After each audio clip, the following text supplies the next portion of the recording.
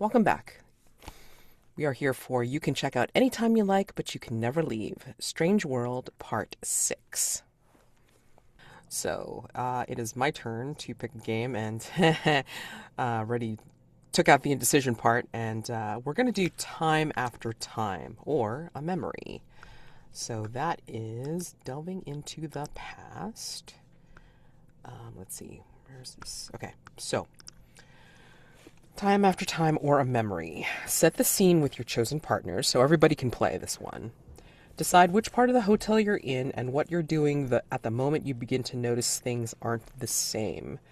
Other players may join freely if it makes sense for their characters to be there. So what part of the hotel's history or your own history are you now seeing? What questions could this flashback answer for you? What might the hotel be trying to convey by showing you this? Let's see. And then, after answering these questions, let's see. Whoever the flashback feels most targeted to goes first. So basically, there's a flashback that we're ending up going into, and then we would pick out from the details of the past prompts to see which one is the most appropriate for what is being shown, okay? So I think I'm going to say that there's a place here that it was sort of introduced in a different one of the other series, and it is an enclosed rose garden. And I think it doesn't even have to be where we think it's around the same time, because timey is very wimey around here. So maybe Lyterdansing wanders into this rose garden, which is also a part hedge maze as well. And maybe Remi and Syrano, you find your way into this place from different entrances and stuff like that. And I think we converge into a center point, which is a gazebo. And the gazebo has the usual dome, and then the pillars, and then the seating inside. But I think as we all converge into this, or into this clearing with the gazebo in it, we don't see each other, right? We're coming from different entrances into the clearing. And I think we just each focus in on the gazebo. And the gazebo shows us something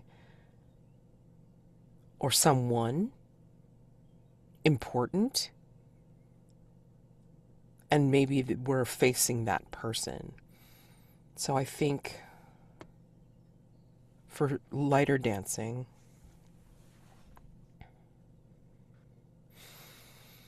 they step into the clearing.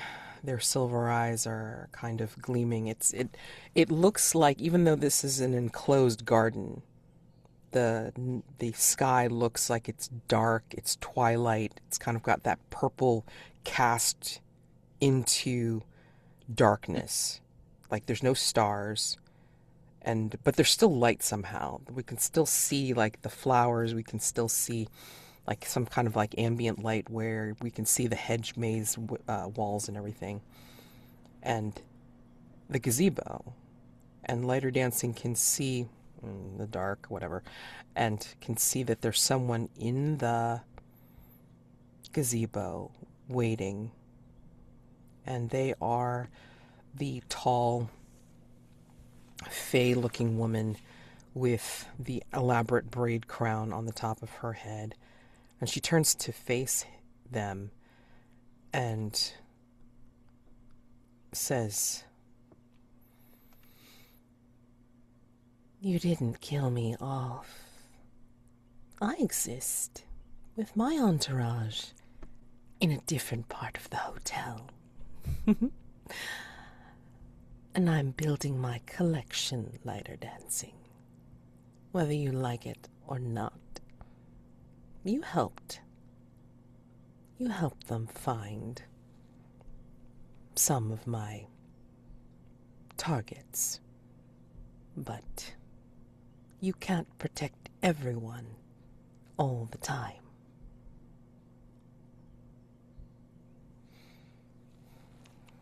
And I think they approach and they tell this person,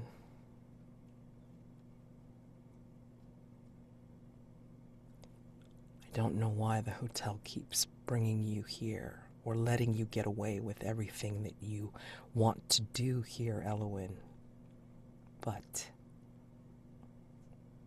if I have to keep killing you to discourage this behavior, I will.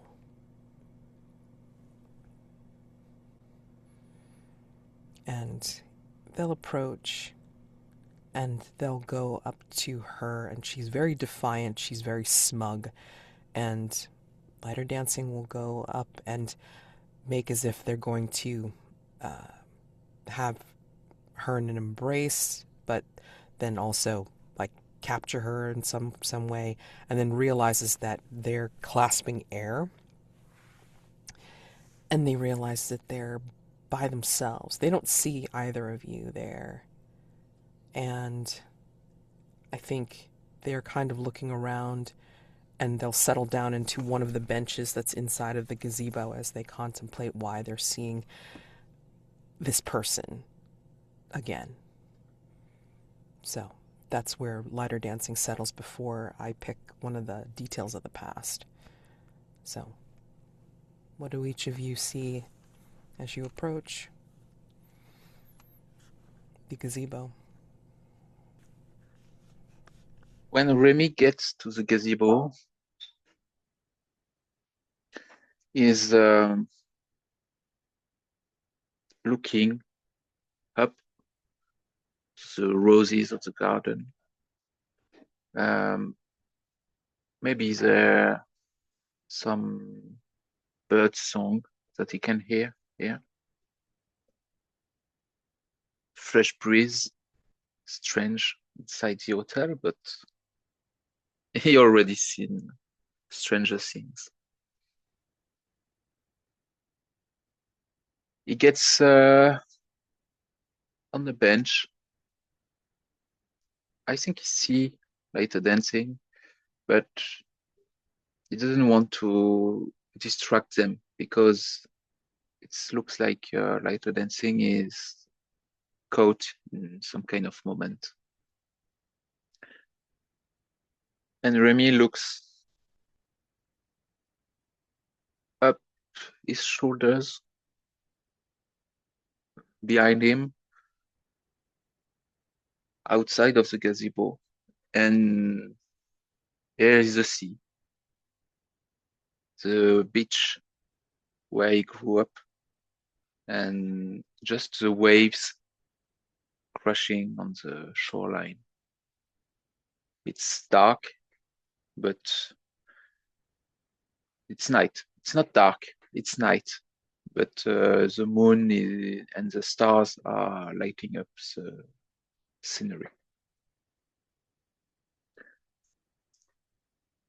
And yeah, I'll just stop at that and we'll see where it goes.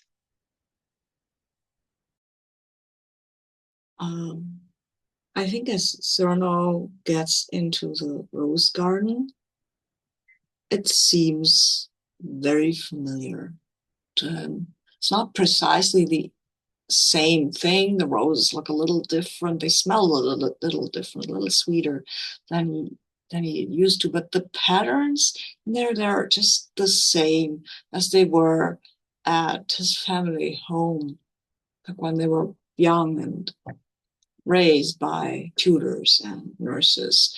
And so he will take up the same kind of behavior instinctively that he tries to hide a little, fade into the background, not let people actually see them. That's why he isn't approaching Remi or Lyterdansing for this moment.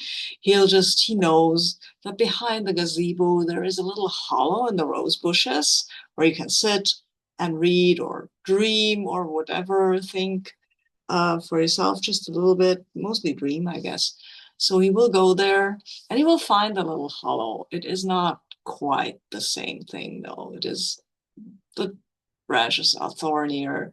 Branches at House Quinlan were carefully pruned so that they wouldn't have nasty thorns, just these little nubs that you could use to almost massage yourself. No, these are real thorns, so you will get a little cut. He'll cut mostly his uniform, and there might be a little bead of blood on his hand as he pushes back, and he looks at it like, what's that? No, this is not how it's supposed to be.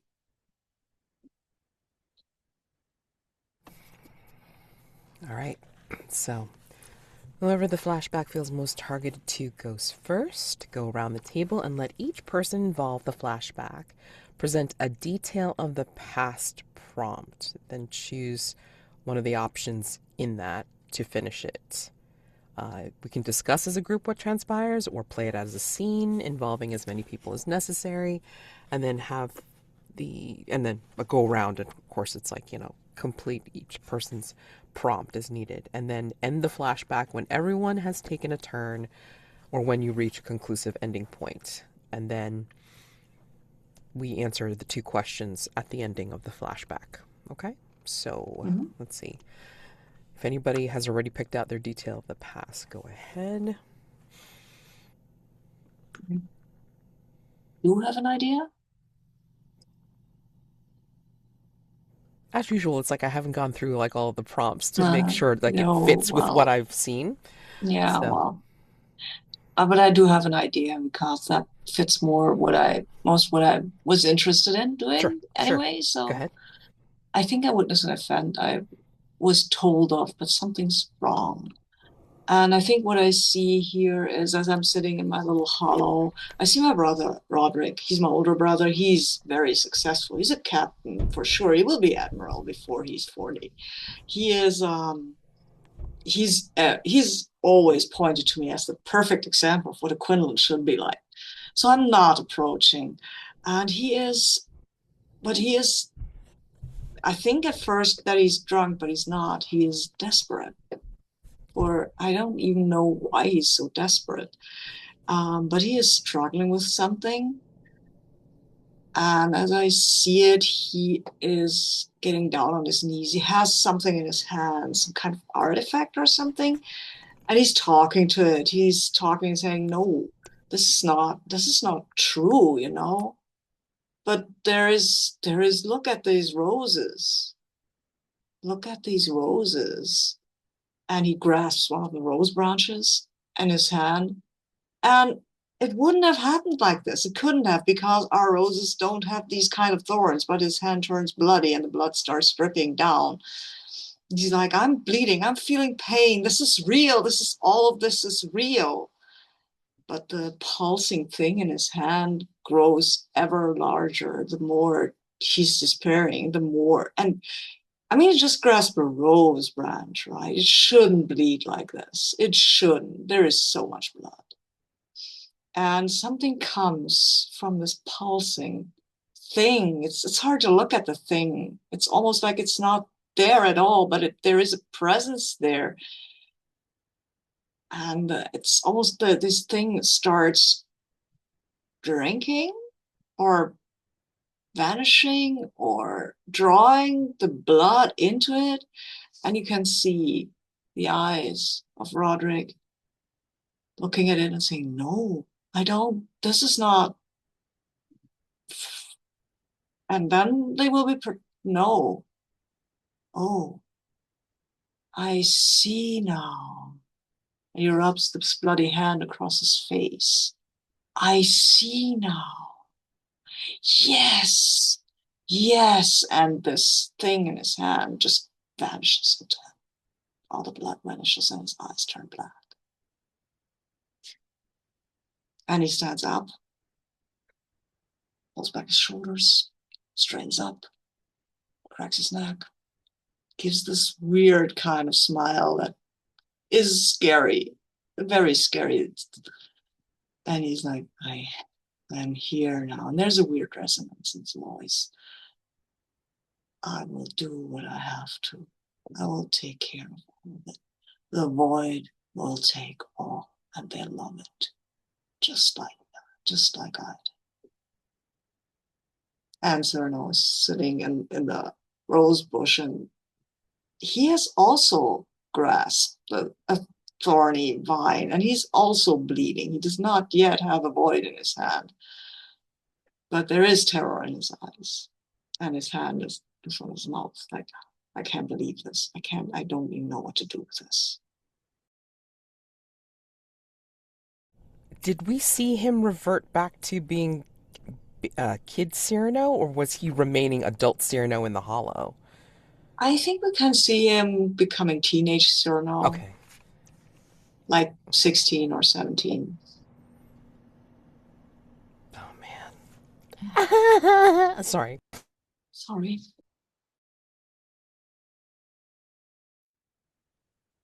Remi is getting like seasick. Yes, looking at this scene on the beach make him nauseous. He feels like if he look away from the scene, it will get better. But he knows he have to remind himself of that scene. Two people are on the beach. A woman is standing and waiting for a man to get to her. The man is Remi and the woman is his sister, who we didn't see in years. She had a very successful career singing everywhere on the globe. And she just came back from some shows on the island. But Remi can see something wrong. Remi is known to get his hands on anything that can be found on the island. He's a courier and he gets everywhere and can put his hand on everything. His sister asked him for something. At first he didn't want to, but she insisted that it was for her own safety. So he get her the gun which Remi from the gazebo can see shining under the moonlight.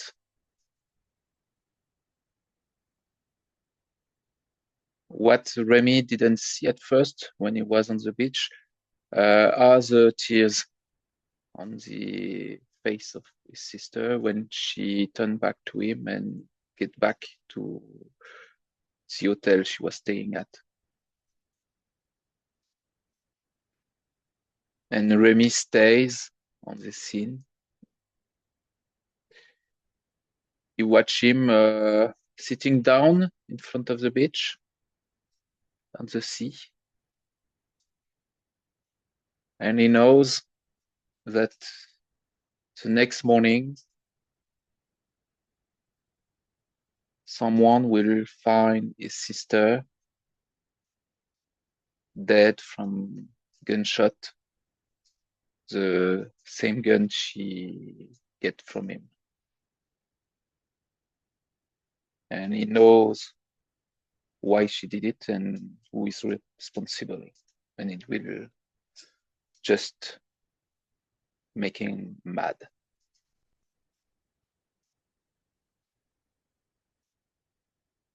And Remi is grasping at the back of the bench when he's looking at that. And when his own self leaves the scene, the nausea just goes off. And there is no beach, there is no sand, there is no sea. It's only thick roses bushes in front of him.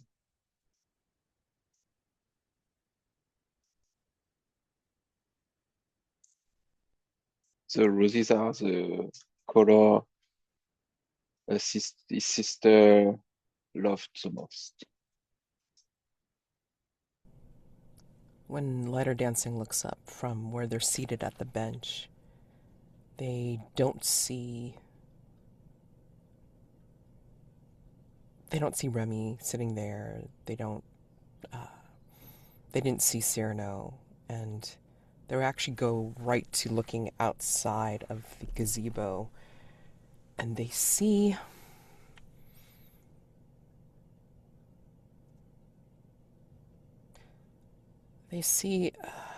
it's a space that no one has seen before. It's like sand, but it's not the color of normal sand. It's like pinkish gray, and the sky is also of a contrasting but complementary color as well, kind of like gray pink. But you can tell there's a difference between land and sky. And when they look out onto this space, they see what looks like a foundation stone. And they'll shift their eyes, like the camera will see the eyes like shift a little bit, almost like widening so wide that it doesn't necessarily fit their face. And it seems like that is like zooming in on the foundation stone that they see in the distance of this strange landscape. And the foundation stone says,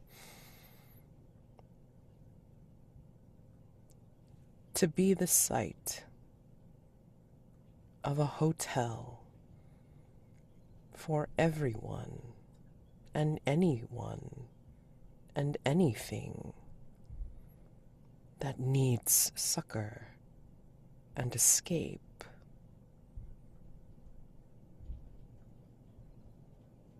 And there's a little inscription underneath that says, "Establishing," and there is no date. There are symbols of a language beyond time, beyond space, of a people, of entities long forgotten. And Lyterdansing knows this and wonders who would put up this marker, and realizes they're standing on a time where the hotel had not been yet, and suddenly becomes fearful. I think for each of us, I mean, like, we can describe how the hotel brings us out of our flashbacks abruptly or gradually. And I think for Lyterdansing, at least, it's one of those things where they melt out of it, and perhaps they come back into themselves as they zoom back out of the vision and concentrate on being in the gazebo. I think maybe that's where they'll see, like, you, Remi, like, actually leaving, like, they'll watch your back, retreating back into the hotel proper. And I don't think they've spotted you at all, Syrano, if you're still in the hollow. Yeah. And I think before they leave the rose garden completely, I think they'll take a passing look at one of the roses, and will actually reach out to touch it. And it shimmers when they touch it, it actually has this shimmer that kind of like, goes above it. Um, and they'll reach out to take it very delicately and place it in their, like, not, they don't have a lapel, but they'll kind of like stick it so it's like it stays on their tunic. And they'll pass into the hotel following Remi. Mm.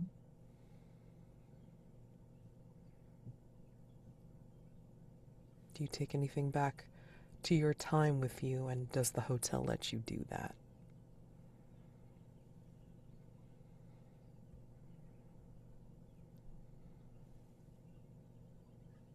I think Remi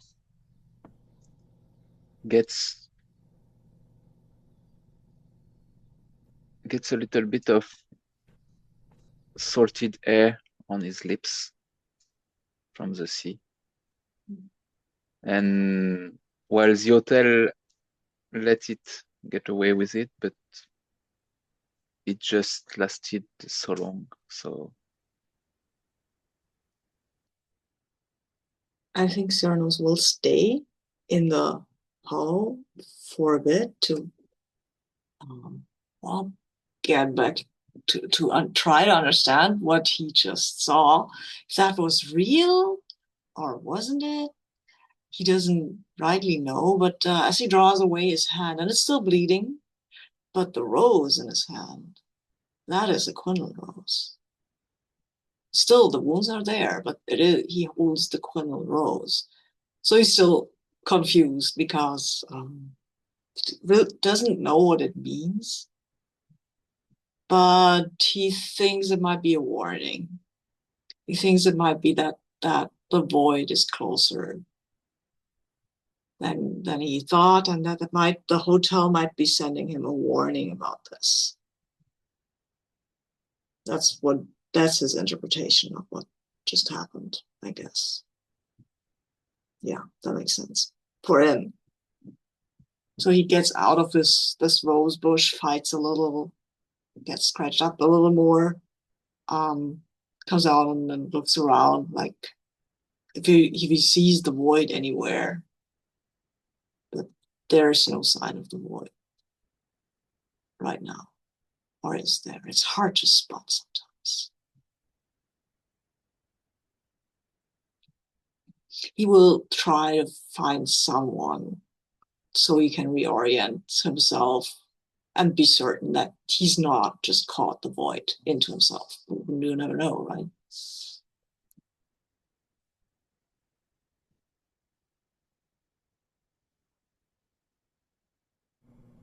So I think he will, if he sees Remi, he will follow him. Maybe try to talk to Remi. But probably not catch up with him in this scene. Well, you do pick the next game, so if you want to fast forward into heisting or the aftermath, please do. I mean, am I? Okay. Are we done now? Yes. Is this the finale of this game? Okay, cool. Okay, so let's see how I think we decided to go and steal the protons from the Night Ranger's office, right? yes. That was something we wanted to do. Or that was something I wanted to do and Remi offered to help, I guess. Yeah, so let me see what kind of games we got and where are the mini games. So I think it might end up with a chase, which is staying alive. Staying alive, yes. Mm-hmm. Fight it out, probably not. No. Burning down the house. I mean, that's as if everybody wants to go ahead and take it down. I think I would like. How much time do we have left? Well, I guess we've been doing this for an hour. I think we can start with the chase and see where that goes, right? Mm-hmm. Okay, so I think, Matt, are you okay with you playing the hunter? in this Let's see. I mean, in like, this game. remember in the chase, the quarry is always the one that's pretty much like leading the Yeah. doodad. Okay, yeah. Okay. Let's see. Yeah, but I would like to know who is chasing us. Okay, that's a good question. Let's see. Give me a second. Chase. Now this is after the heist. Like, you guys did successfully get the protons and the sunglasses back. Yeah, I would assume so. Yeah. Yes, I think we can start just leaving the swimming pool with protons and sunglasses. No, the night manager's office. I think that's where they told us they were. Yeah. Or maybe we are leaving the swimming pool because it was a feint and we figured it out. Either way, it's fine. And, like, basically you're on the way back from wherever you managed to find the bag and the glasses. Yeah, I forgot it was at the night manager office. Yeah, I mean, it's totally possible that it's not there and we had to go to the swimming pool and find them where we left them. But I don't know. I mean, night manager's office sounds more interesting because we haven't been there yet. Yes. Yeah. I'm okay. Okay. Yeah. But I mean, like, if you want to start there, I think it was conveniently dark, right? I mean, like, when you got there, it's like, you were like trying to figure out a way to kind of make an appeal, like, oh, well, I mean, like, somebody stole them from me or whatever. And strangely enough, you didn't have to. You got to the night manager's office. The door was unlocked. And it looked like a regular office that had like a sitting area, but then like an inner office with, a desk that had an inbox and outbox, and then there was a storage box that was conveniently left there that had several items in it, like a lost and found kind of thing. And you saw the bag of protons and the sunglasses, and then like probably a couple of other things that were actually, in the box, but you wouldn't know the meaning of them because they belonged to other people that might have snuck into the the outdoor pool and courtyard. Who knows? But anyway, so if you just took those two things, conveniently enough, you did not see the night manager. You did not see anybody out in the sitting area or anything like that. You were able to just kind of like wander in and do your thing. However, so let's see. Hold on. Let me... Syrano, and who is chasing after you? I don't think it would be the night manager. I think... Who would the night manager send? Arnold. You think Arnold would be chasing you? I mean, Arnold's an exterminator, right? And some of these thieves are vermin, so... Oh, noes. Okay. Well, Arnold does have the flamethrower. Yes. He's tiny but fierce, and he's gonna get you. Yeah, we had to check a flamethrower, right? Yeah, you Chekhov's flamethrower. Okay, so anyway, I think as you're like, maybe congratulating yourselves down the hallway for a successful maybe you hear Arnold's voice like, down the hall, like behind you. It's like, I know you've found your stuff, whoever you are. Robbing the night manager's office is not a good way to remain in the hotel. I'm gonna get you. And so I think you don't hear like running after you. It's more of like a stalking per se. And I think you'll hear his steps. So again, even though he's a smaller man, I think it's almost like his steps are echoing down the hallway, which is impossible because the hallways are carpeted. What the hell? But they sound menacing. And then you hear the of like him priming his flamethrower. Uh-oh. So, yeah. Yeah, we can see maybe some burst of light coming.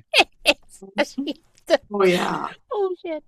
What And do you do? some shadow of Yeah, this right. Arnold with a flamethrower, but kind of distended and a little Yes. scary. Right, because I mean, like, because the flame bursts are making his shadow Uh, like just like look really long and like. yeah, exactly. Nice. Okay. And like you hear down the hallway, it's like, night manager says if I catch you before I finish my stogie, I get an extra reward. Lighting my cigar right now. So, all right. Corey conducts the chase. First, say where you're going, where you think the safe destination is in the hotel for your end goal, and then why do you think you're safe there? And if you don't know yet, that's okay too. We might go to the spa or to the swimming pool. In the spa, there is a lot of moisture, so flamethrower probably not as effective, and we can hide there and lose them. Yeah, and maybe we can bring back happy memories for Arnold when I shared with him a time at the spa. Nice. Yeah. I love it. I love it. Yeah. I love it. Let's do it. Let's run towards the spa. We will get there. Okay. So lead the hunter through a series of 4 challenges and admissions. Choose freely, though the third must be an admission. Okay? So. Do you want to start to choose a challenge? Oh, no. It's all you. Like No, I'm asking Nicolas. Oh, gotcha. As it's your game, just okay. pick the first. And... Okay, I'll pick the first. Yeah, I like that. Slide into an elevator just as the doors close. Follow me if you want, but throw on tails. You have to take the stairs a long way, and I gain a coin. All right, so let's see. All right, so you two are just like kind of bounding down and then trying to slide into an elevator. Yeah. Let's see how this goes. That's my favorite coin. Here we go. So, heads. All right, so you do not gain a coin. I think. Okay. Yeah.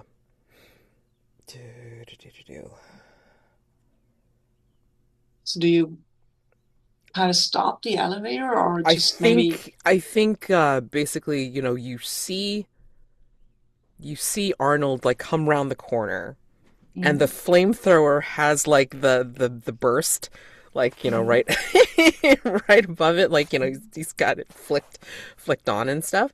And like, he's making his way down the hallway, and even though you slid into the elevator just as the doors close, I think there's something wrong with the buttons. Like, it's not going down or up. Oh, no. So we gotta get out of there and run another way. Probably, yeah. Oh, damn. So, yeah, pick another challenge or admission. I think it's your turn now, Nicolas, because I don't want to do all of them. Okay, you're on. All right, okay, sorry. I think we're getting through a cluttered room with plenty of obstacles to throw in our way. It's the gym. Oh shit! Okay. Oh no. Yes, there are weights, muscling machine, bikes, treadmills. Yeah. People. Yeah. Also. Oh my gosh. I think what ends up happening is like you do manage to get the elevator moving, but instead of taking the stairs, Arnold is like the little action hero, and I think like they're gonna clutch onto, like, there's a bar underneath the elevator and you feel it. You feel literally like, him hanging on, like he managed to clasp it somehow, and so he's grabbed onto it. And so like, you've gotten the elevator working, it's gone to the gym, gym floor, and he's still hanging on there. And yes, we're halfway from the yes, we were halfway from the to the good to the level, and we have to crawl, and we crawl into the gym, and I think it's a pretty it's a very rapid pace music that is going through Love inside the it. gym. Right. Oh my gosh. Okay, hold Yes, on. Let's see. like maybe a bit of techno, like I Yeah, got I like tails. it. Chase I got tails. music. You guys get a coin. So We I get have a to. coin. Yeah. So Cool. I have to find another way around. And like, cause he's not gonna do a flamethrower like if people are exercising. Like, Yeah, that is good. So the next one needs to be an admission, right? yes. Third one has to be an admission. Okay. Oh, these are also fun. They are. They really are. Uh-oh. No. I think, yeah, I think we've come to a dead end and have to get past you to escape. Ooh, shit. Throw on heads, you cut me off and gain 2 coins. So I think we get out of the gym and run through a hallway that looks like most of the hallways look kind of the same, and they always end in an intersection, right? It's always either a curve or a T crossing. This one doesn't. It ends in a wall. It's not even a door. Wasn't there a door? Well, anyway, yeah, we need to get back. This is a dead end. There is a bit of cursing, I think. It's not PG. It's not PG 13 or anything. Oh no. I mean, like I've there's sworn in these series a lot. So yeah, no, there's a bit of cursing. If this was PG-13, it's not anymore. yeah. So I threw and I got heads. So I cut you no. off and I gained 2 coins. Damn, you got more coins. So than basically, this. you hear the boom, boom, boom behind you as like Arnold gets it primed up. yes. Oh, You know shortcuts. So I think Arnold knows yeah. shortcuts. Yeah, he does. Goes to the walls. There you are. Who would have thought it's you two? And like, he primes the flamethrower again. I think Sirano calls out, "There is a centipede over there. Aren't they more dangerous than us?" Just to distract him and get past him, so we can continue our chase. What's the last thing? I mean, you can do a challenge or admission at this point. Yeah, I will do another challenge because we need more coins. And it's your turn. I'm so sorry. Go yes, admissions. It's mostly the Arnold who would get coins, right? Yeah. No, we can do a challenge now. We can do a challenge? Yeah. We can do a challenge. We've done an admission, now we can do a challenge again. Yeah, third one always has to be an admission, but everything else can be challenge or admission. Don't think I have the upper hand on the knowledge of the hotel on Arnold. Just remember, it's like if you don't have a way through, there's always other directions. So, up. Yes. I think when he's cutting us off, he's cutting us off on our way. Yeah. And on our left, it's like a balcony. Nice. It's a balcony,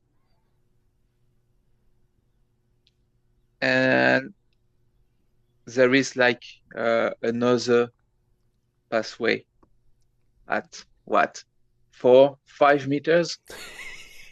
Oh God. Okay. What I will ask Syrano, what are we jumping above? Yeah. What is on the besides that? On the balcony? Yes, yes. I think there's another guest on the balcony, standing there looking down what's going on. And I think, let me look at the NPCs. Oh yeah, that's Henry Springfield, the guest who wants to become stuff, but he doesn't know yet that we are criminals trying to escape from the other stuff. So he is not, but that might be in Arnold's favor actually, because he might, if he understands what the situation, he might actually help Arnold, not us.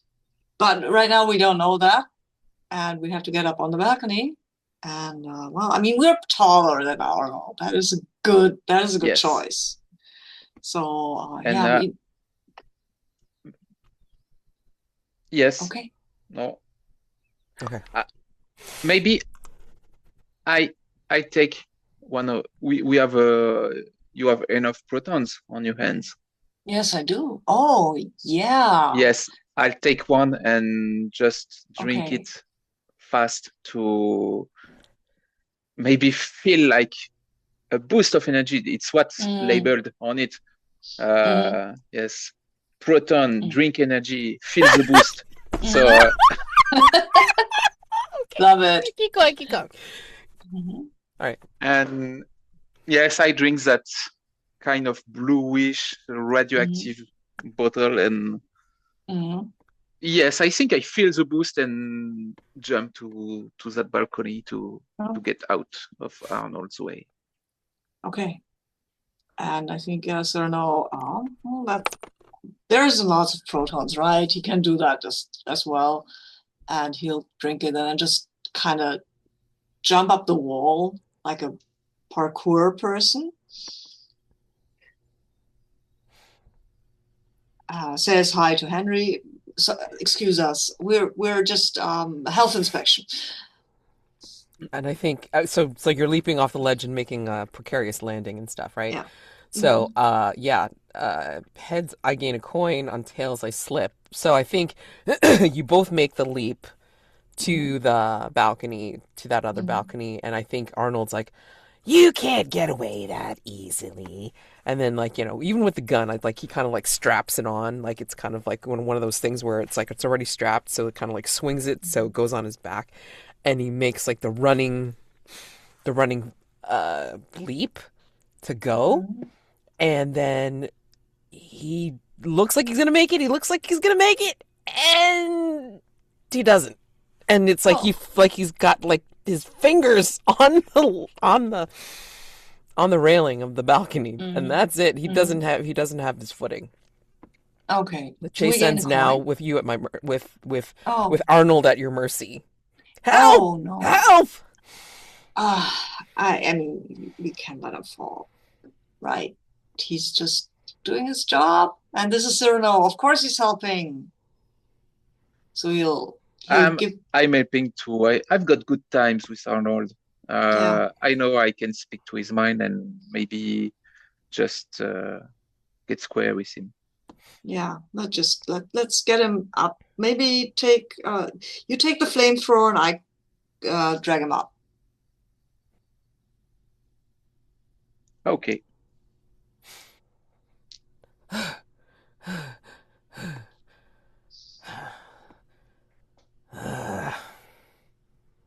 Guess I won't be getting that reward. Oh, dang it. Guess not, but I mean, that was a good chase. Was it? I mean, yeah. Yes, it was very impressive. I was really scared. Yes. I can make commendation for you if you want about your chase skills. Yes. Yeah, absolutely. I mean, you shouldn't write a commendation about this particularity thing because I mean, also we're probably innocent. The night manager will know that I didn't catch the thieves. What do I do? Tell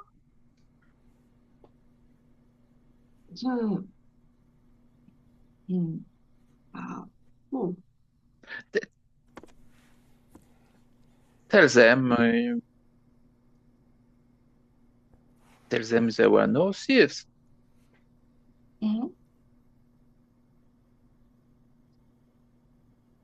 Yeah. I tell them what? I mean, then you Tell 'em. went to the scene, and there were no thieves. No Yeah. one's to follow, no one to chase, no one to arrest. Yeah. Huh. It's not the first time someone disappeared or something disappeared in this hotel, right? Mhm. True. He's right. Yeah. Maybe it's the centipedes that stole the protons. And you can have more credits to get rid of them. I could. I really could. And yeah, I mean, things have disappeared. People have disappeared. Shh, you don't know that part. Yeah. If you won't tell, I won't. No, we won't. We won't. It's We all won't. fine. All right. Well, if you'll give me my blaster back, I'll go ahead and find myself some centipedes to. Yeah. Yeah. I heard there were some on the second floor. All right. Good to know. I'm gonna go down Mhm. there right now and then take care of it. Okay. You folks Good have a man. good time. All Yeah, right. we are. You too. I mean, Arnold did get more coins, but I don't care. This was a fun ending, Mhm. so that's Yeah. perfectly okay. Now you have protons and you have your sunglasses back. What do you guys want to do? It doesn't have to be associated with a game. This could be a transition Yeah. scene of what do you guys want to do now that you've gotten Arnold off your back? And I think I should make a call, and I also think I want to get out of here at some point. I don't think it's safe here. Not as safe as I thought. I know what you mean. Hmm.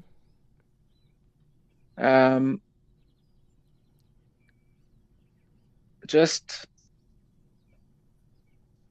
I need to, and it's kind of a transition, but Mhm. you need to repair your communicator. Mhm. No, that I don't remember how it's called with your communicator. protons. Communicator. Yes. So I will leave you to it, Mhm. and then if you have any clues about how to get out with your communicator, we can plan our escape if you want. Yeah. Yes, absolutely. Absolutely. I'll repair it and I'll let you know what I find out. I just want to see if I can find Lyterdansing. Yeah. Yes. Maybe they want to get out of here too. Yes, I don't know. It's difficult to really know what they are thinking, but Mm. there's some sadness with them, Yeah. and maybe trying to get out will make her day. Mhm. We'll see. And Mads, I was thinking about the game I Wanna Dance with Somebody, oh, okay. with Remi trying to find Lyterdansing and maybe finding them in like I want to make it cliche. Like Remi is like a noir person, a noir Oh, okay. people from Roman noir, and maybe there is a bar in the hotel which is like a jazz band, Yeah. dim lights, Yeah. Okay. and finding Lyterdansing there. Okay. Do you think it's it's really noir where it's almost the grayscale black and white kind of thing too? Yes, and there is like a silver glow with Yeah. Lyterdansing. Yeah. No, And that's cool. Yeah. I have my sunglasses, so maybe that's what makes the black and white Oh, that's scenery. fabulous. Yeah. And are you in your full suit, like with the fedora and like? Yes, of Okay, course, got it. Well, always. of course. Yeah, yeah. That's Uh, funny. Yeah. So,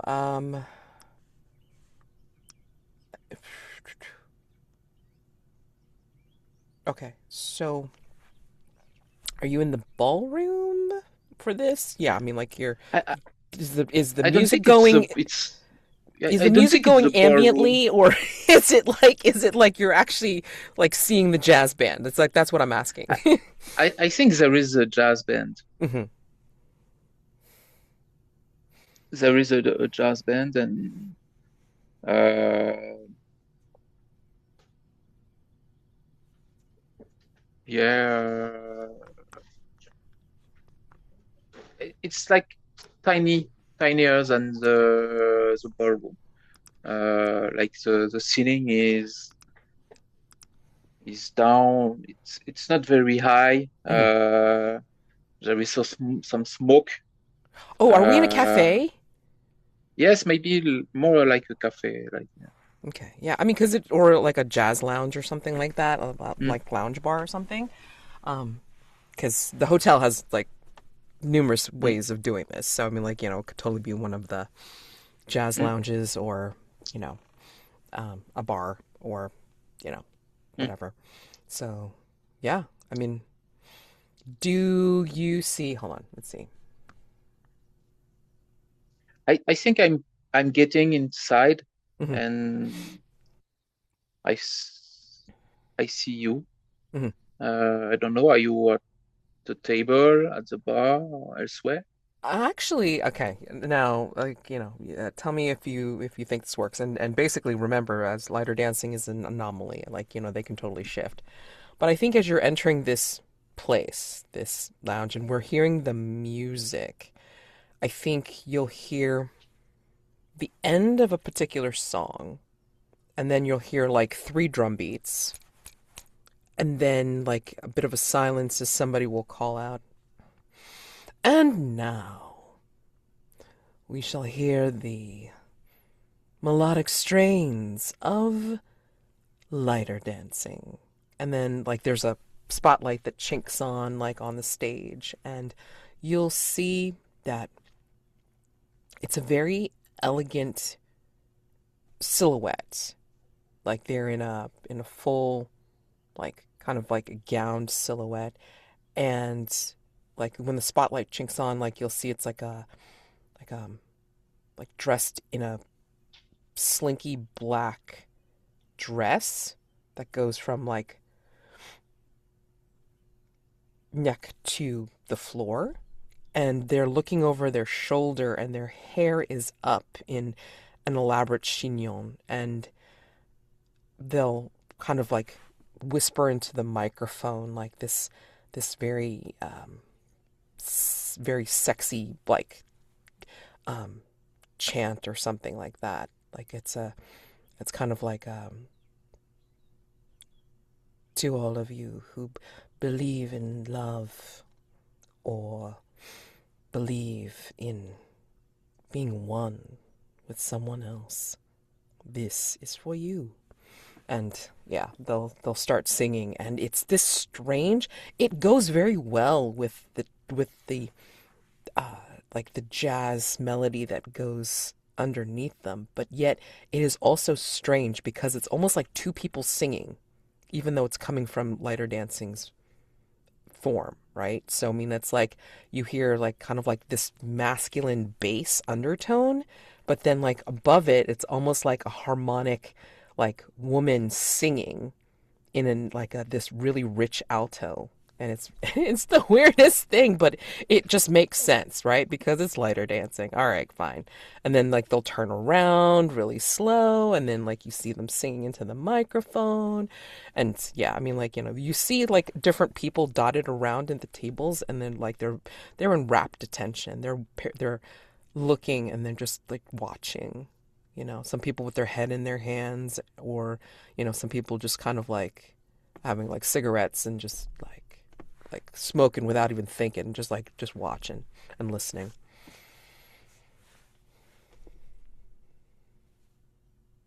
I think we see the scene is like if it was a movie, it would be like a video clip, with which is first Lyterdansing, and Remi is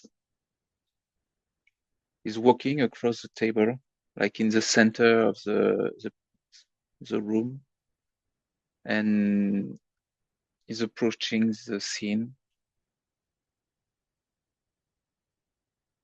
and is captivated by the song, the mood of the room.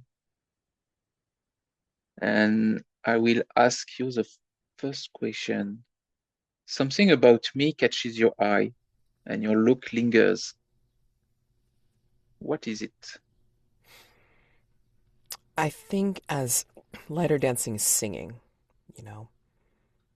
it gets to, let's see, there's a particular line in the song that they sing, and they'll say something about the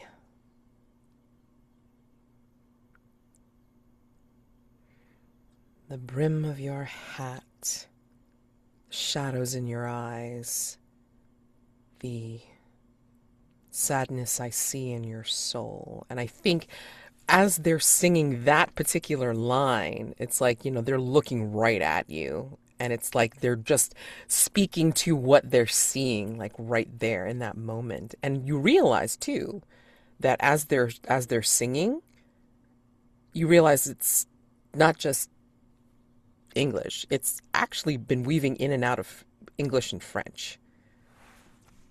So, yeah.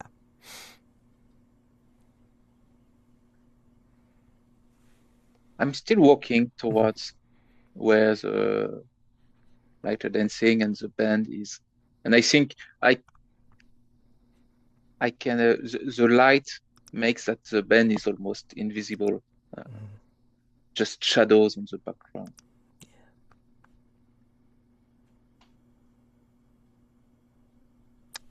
I think as you approach, there's something about your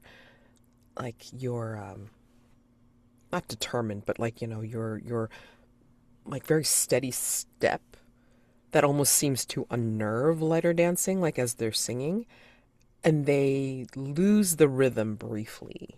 Like it's a slight catch, but you who's used to, songs and such, it's like you do notice it. Nobody else does. They're still raptly listening, and it could be just like like that little jazz riff or something like that. But you notice it, that it's not on purpose, and step out of time. Do you let me stumble, or do you coax me back to the beat? I think I catched the beat of the song and the way you stumbled, and I almost instinctively make my footsteps use the stumble to break the rhythm and try to move. And I walk, each one of my step matches a bit of the song. I don't know which instrument, but and I almost anticipate the way you will stumble on some rhythm to make a full step, and people looking at that could think it's deliberate from you to stumble. Right. Right.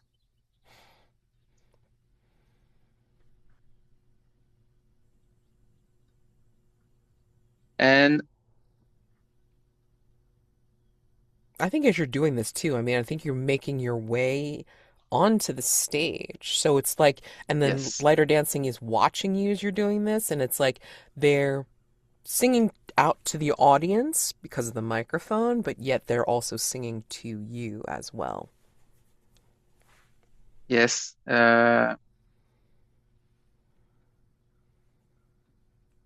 And I think as I'm going onto the scene and closing space with you, I slip my hand into yours, looking for closeness or comfort. Do I find it?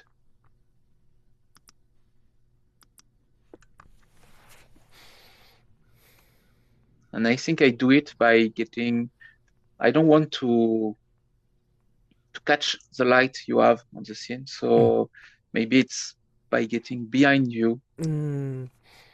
Right. And I think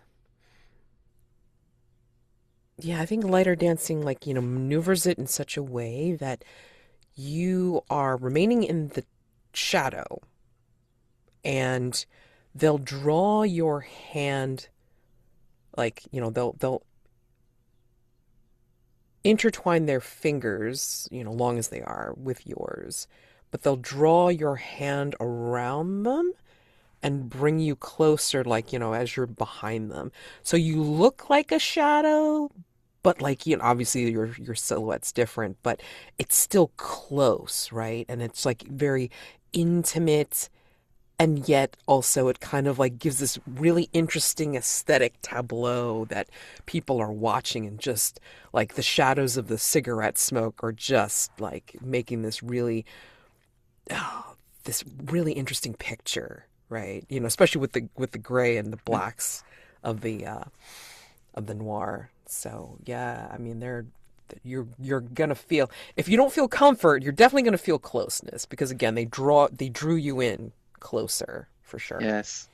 And I think it's matching the last time we get close and you shared with me the pain from your scars, and the way you are opening yourself, it's bringing me comfort, even if it's comfort in sadness or stuff like that, but it's comfort nonetheless.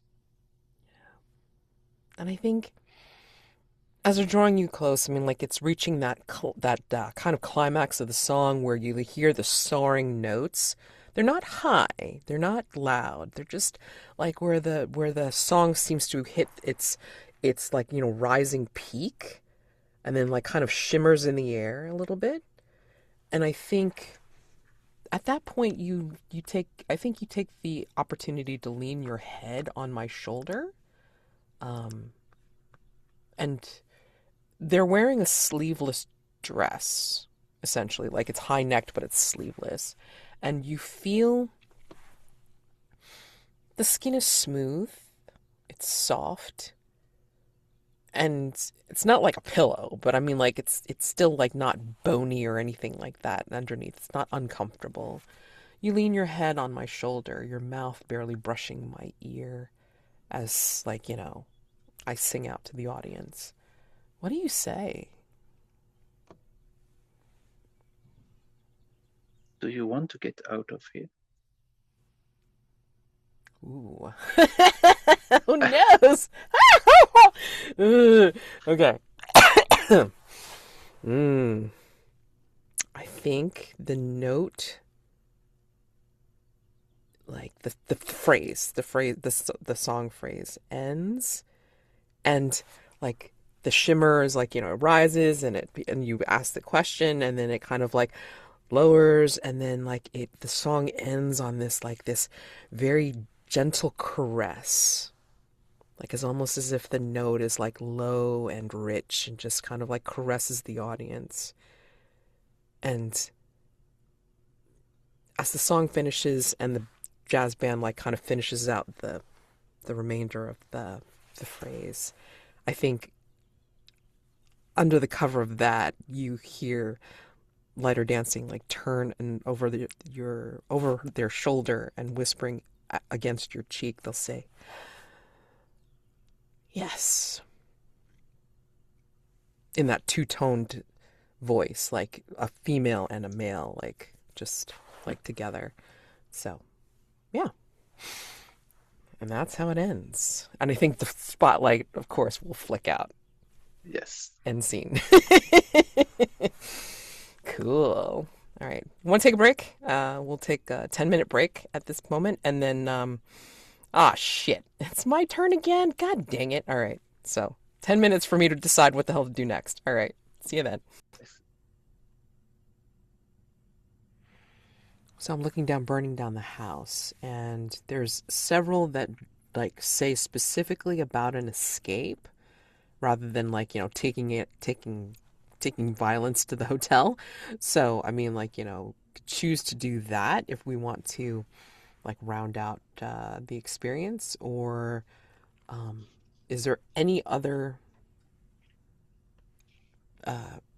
game or scenes that anybody wants to play out? Like, it doesn't have to be associated with a game per se, but I mean, like, if there's any other scenes that anybody wants to play out with each other or for like themselves, because remember, some of these games, some of the activities are things that you can do, narrations you can do on your own. So, whatever you think is cool to do. I mean, this is a free for all. Even though it's my choice to pick a game, I'm saying the choice is what do we want to do just before doing one of the last wrap ups. Literally. I mean, do we want to do some individual like scenes, or do we want to do some like scenes together to say what we need to say before things end? I don't care. I mean, like, it's perfectly fine. Or we just wrap it up in the narrative, in the epilogue after we burn down the house, go separate ways, whatever the hell you want to do. So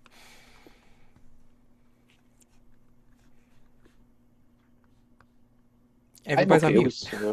with oh. I'm okay with getting the final game. Okay. Yeah.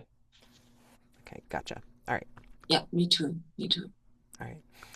It's burn down the house or not. I don't know. Well, I mean, again, some of the burning down the house prompts are like actually things that more talk about more escape rather than like taking violence out on the hotel. So we'll see.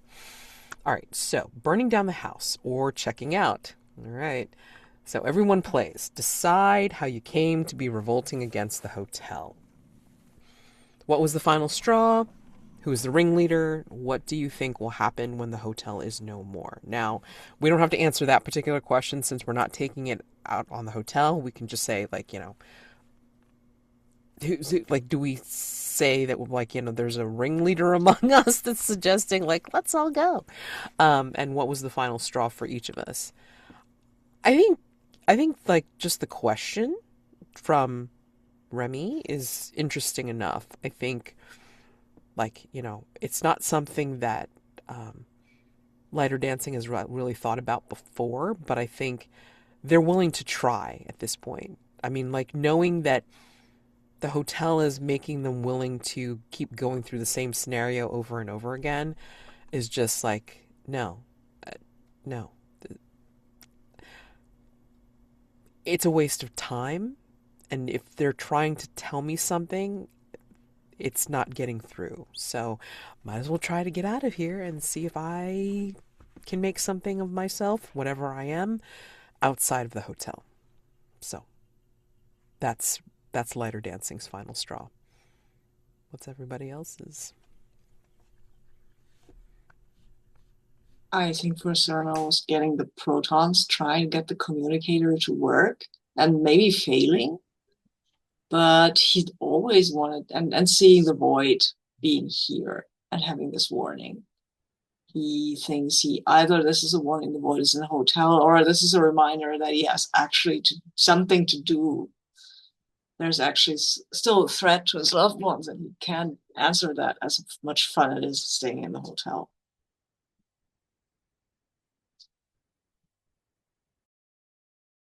For Remi, Remi had a good time in the hotel. He made peace with his personal grief, and also there are the new upcomers, and I think we even see them in the scene when the light is getting out on the scene of later dancing, and like in a typical noir film, those people are getting inside the cafe and they are looking for Remi, and Remi and Lyterdansing are getting out from behind the scene. And so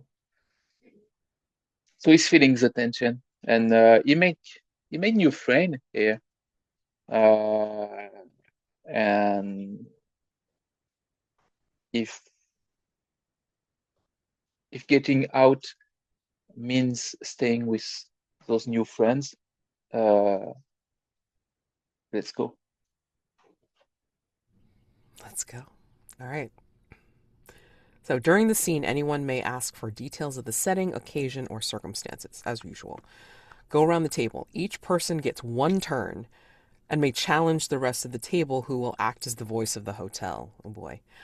On your turn, choose an act of violence you commit against the hotel or escape, whatever the heck it is, and let the other players come to a consensus on how the hotel reacts to you. And at any time after all the players have gone, anyone may end the game. Okay? So, yeah. Basically, you bring up a challenge, like, however you want to challenge the hotel to get out, or if you do want to do some violence, whatever. And then we will act as the hotel.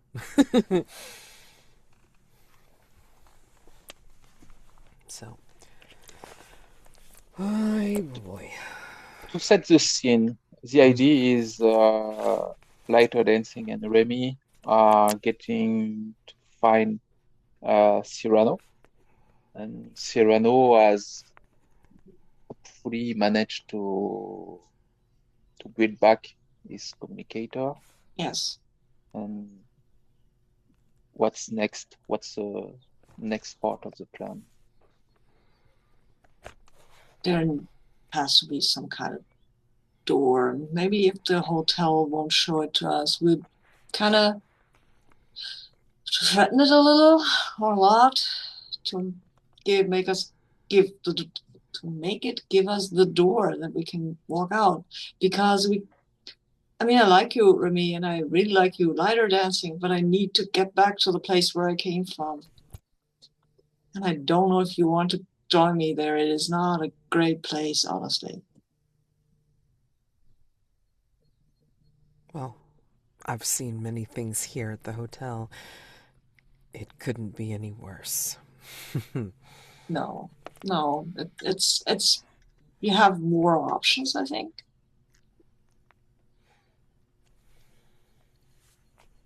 I'm willing to Yes, try. but go ahead.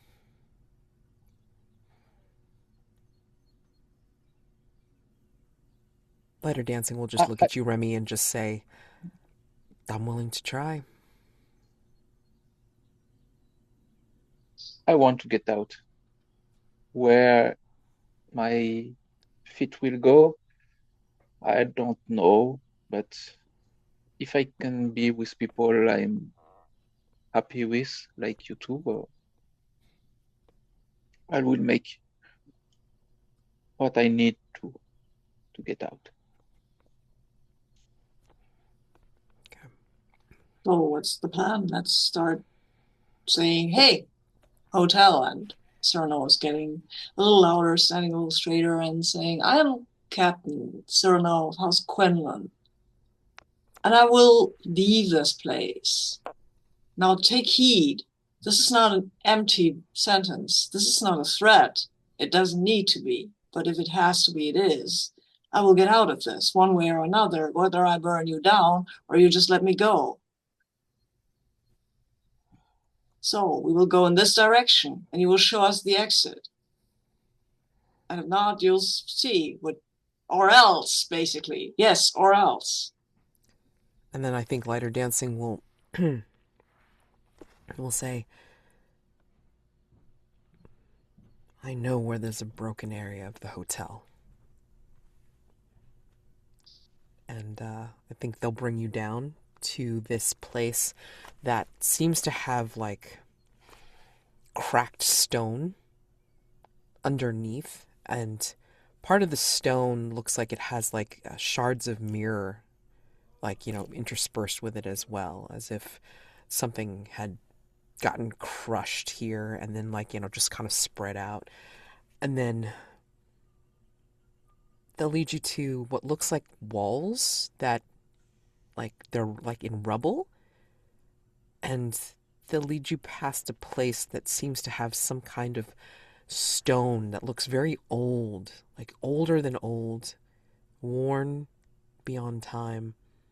And it seems to have some sort of inscription on it, but you can't read it because it's partly language and pictorial and just odd, but it says something. You know in the marrow of your bones that it's saying something, but you don't know what it is. And Lyterdansing gives it barely a glance as they lead you to the broken part of the hotel.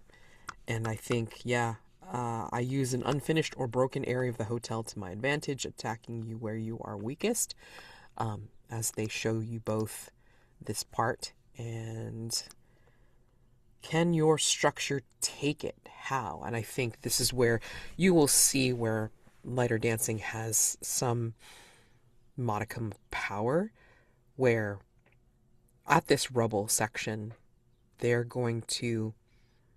eyes will glow, and they will lift their arms, and they will make some of these rocks, some of these shards, like, get bigger, bolder, sharper, whatever they are. Lyterdansing will make them more of what they are, and then start whapping them against the broken edges of this part of the hotel to break it down even more. Can the hotel structure take it, and how? I think this is up to us to answer.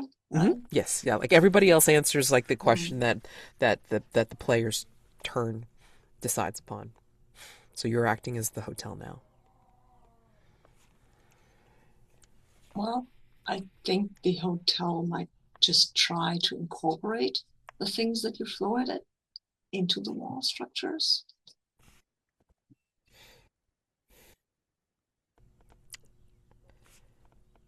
And I think the shards of mirror you describe on this location, the hotel uses them as their advantage by, if we look at it, at them, at those shards of mirror,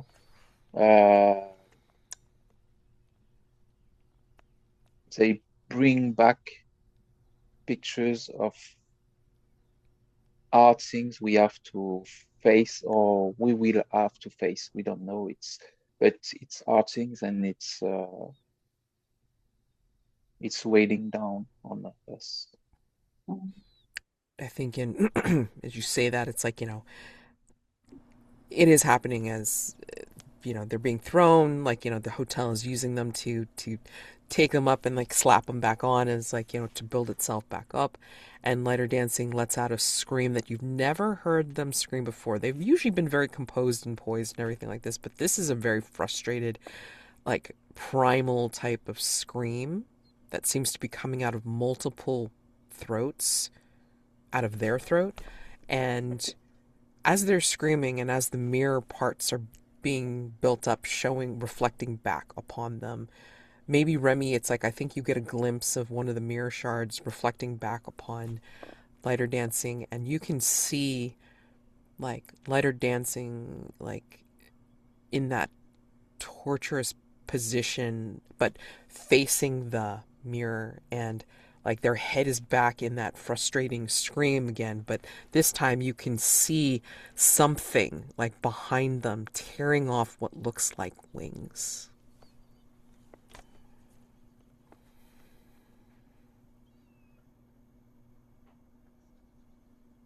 And I think I have a shiver down my back where I felt those scars before.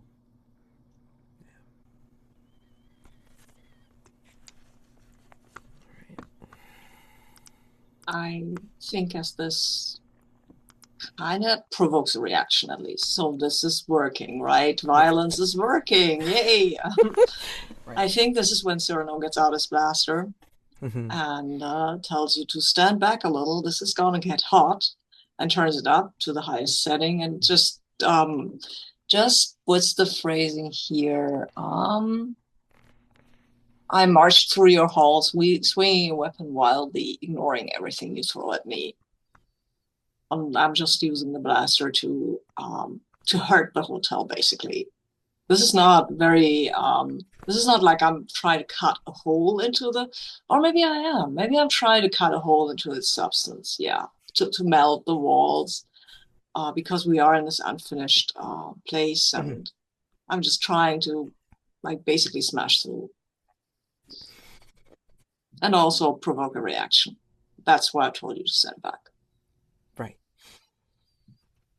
Can you stand me off?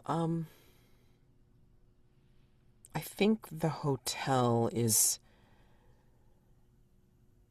It's almost like in the face of your blaster, the material that it is going against. It's like it's partially being blown away, but also melting away.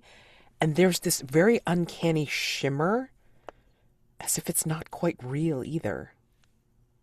Like you're blasting it away and still trying to build up using the material that Lyterdansing was trying to throw at it, like, which was part of itself, but yet, like, you are making an effect. But there's something about it that looks very unnerving because it's like it's shuddering and shimmering as if it's trying to hold on to this aspect of reality that it might not be able to hold on to for much longer.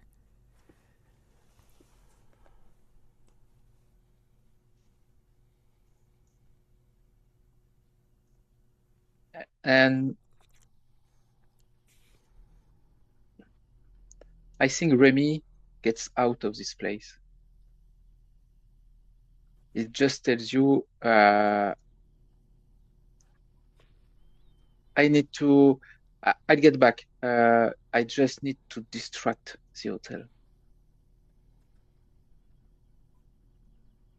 And the hotel is fully focused on us.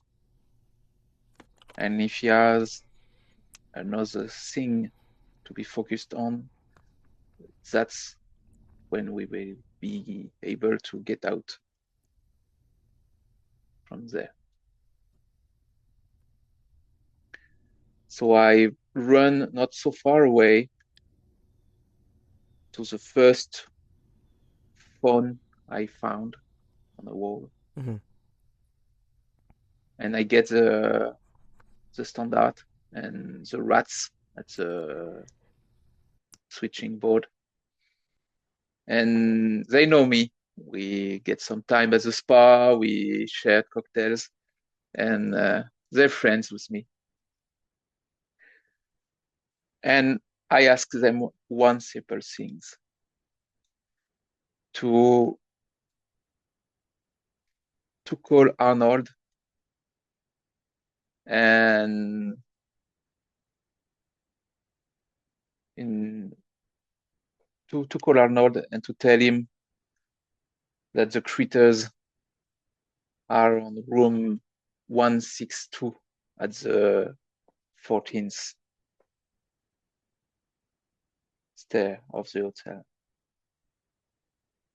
And that it's the hurt of the infestation.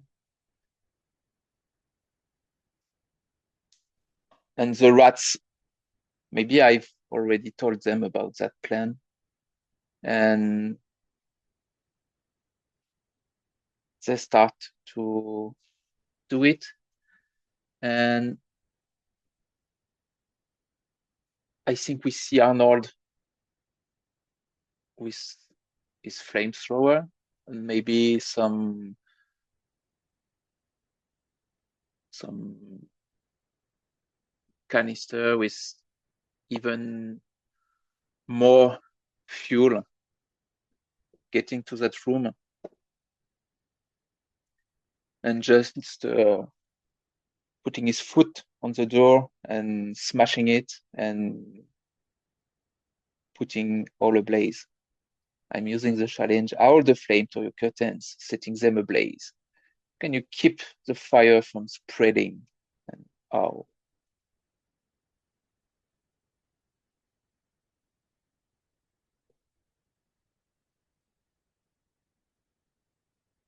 I think you mute, Syrano. Yes, Sabine. I maybe the hotel actually has a sprinkler system, or is right now producing a sprinkler system, kind of barely keeping it together, and a sprinkler ring on the flames. It's not super effective. And if I can add this, maybe Syrano comes up after you and throws a couple of proton things into it, because we still have that, right? And that poor sprinkler system is not having a good day today. It's trying. Arnold is looking at this. Arnold also is a little with sprinklers. Since when do we have this flamethrower? And I don't know, but maybe it will distract the hotel with letting us enough room to get out. Yes. Yeah, or maybe just deciding that we are way too much trouble to be kept here. Can I add something about the protons? Maybe when we saved Arnold, we gave him one or two bottles and his eye on protons, so he's full of energy. Oh my gosh! Oh no, he's gone to town on this flame throwing thing. Yeah. We just hear the boom, boom, boom bursts all over the place now. Absolutely. He's seeing centipedes all over the place. Oh no. Yeah, well, I mean, there are centipedes all over the place. Look at these snaking lines up there throwing out water. There gotta be centipedes. Yeah, you know. Or they're icky cousins like the silverfish or whatever. So whatever. So oh noes. I think the fire is trying to be is spreading, but the sprinkler system's on, but then Syrano did the thing with the protons to try to gunk up the system or whatever. And I think it's not able to keep up with Arnold going to town on trying to get at the centipedes and the silverfish. So I think it's not able to catch up after a little bit, because he's going from room to room now. He's seeing the efficacy of being able to do this and just routing out the infestation. All right, I'm going to take it out, and it seems to be all over this particular floor. So might as well do it, right? So yeah, he's literally pulled down his helmet, the mask of the suit, and he's put it down, and his eyes are looking determined now as he's using his flamethrower even more. And he's happy about this, right? Oh God, yeah, you can hear him right now. You can hear him laughing behind the mask for sure. And then I think we will, with all this distraction, I think maybe there are other staff members that are heading towards that floor to try to calm him down or trying to put out the fire in their own way. And then I think we are going to take advantage of the ruckus and see if we can find a usable door. Yeah. We're taking advantage of all the distraction, all the ruckus, and I think we keep to cover as we make our escape, circling unseen towards the front doors. They're starting to appear because the hotel can't hold its glamour to hide them from us anymore. And so, can you spot me? Can the hotel spot us as we're doing this? I think the hotel can't spot us, but it can't do anything because it's busy dealing with the chaos. Mm-hmm.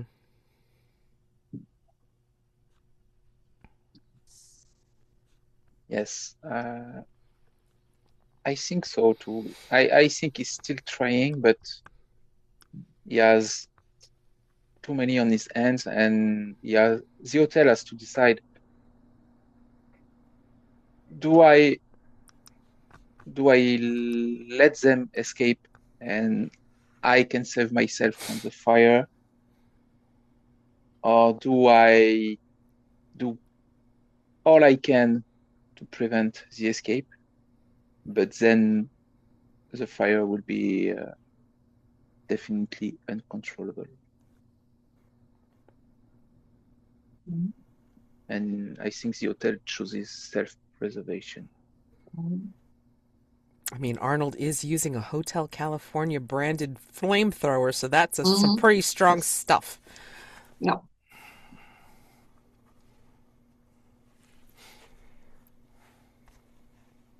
And the hotel might throw some things at us as we hurry down the hall, but it probably won't make a lot of an impact.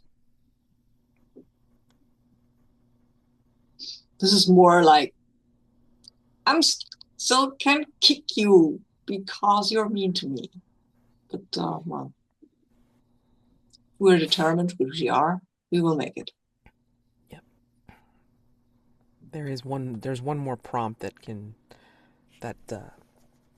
leads us out. So, if anybody wants to bring that one up.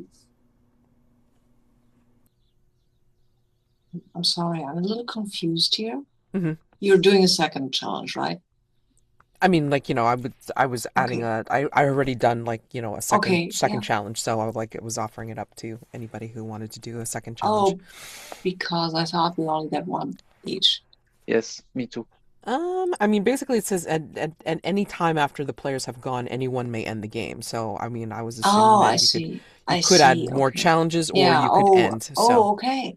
Cool. Yeah. So we're at rush the front doors, right? mhm. Can you react and keep me from breaking free? How? Hmm. Do we think that the hotel does? Maybe it's still trying to fuck a little with you Mm-hmm. and create some kind of illusion in front of the front door that will not will make us not want to go there. I don't know if the illusion will hold us back, but it could be something that is something born from the fears of us. Maybe Sirano will see the glimmer of void substance within the door. Yeah. I don't know what it would be for the others, but this is like, okay, no, we can't go this way. Yeah, and I think for Lyterdansing, I think, as we're rushing forward, I think they don't see either one of you. Like, maybe we're all going in tandem, right? But I think Lyterdansing will see a familiar braid crowned head, like, figure, like, move towards the front door and, like, literally move in front of them. And she'll say, "And where do you think you're going? You won't make it out there because you won't exist outside of this place of escape, Lyterdansing."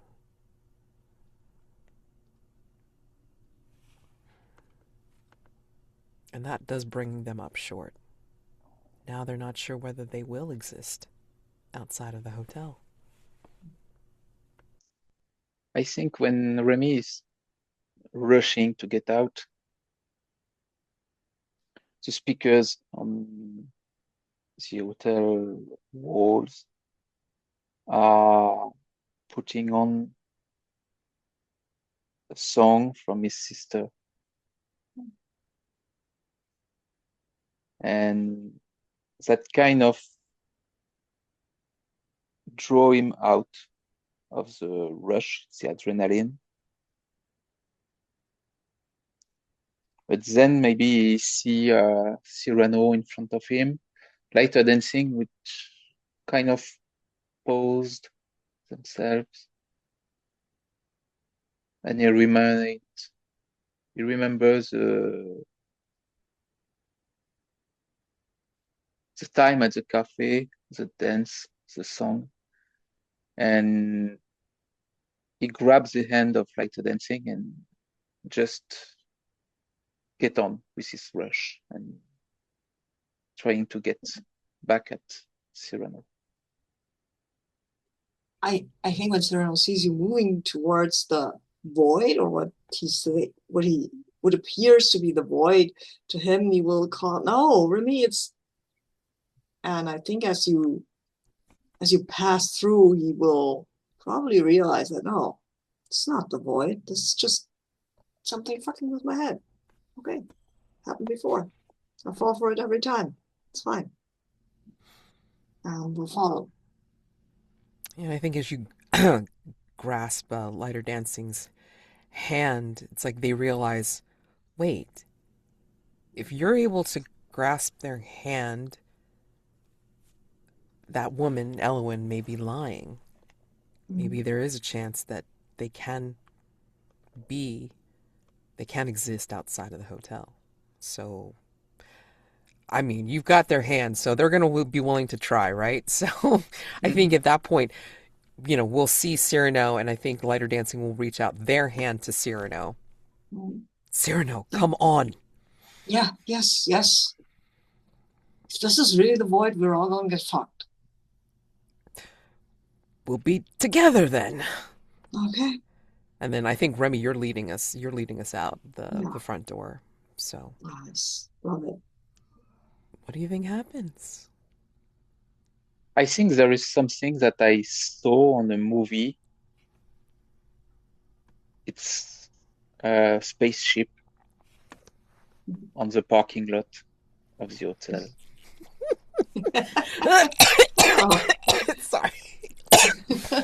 Oh my gosh. I love that. And see a parking lot. I'm kind of amazed because I never saw one in a real.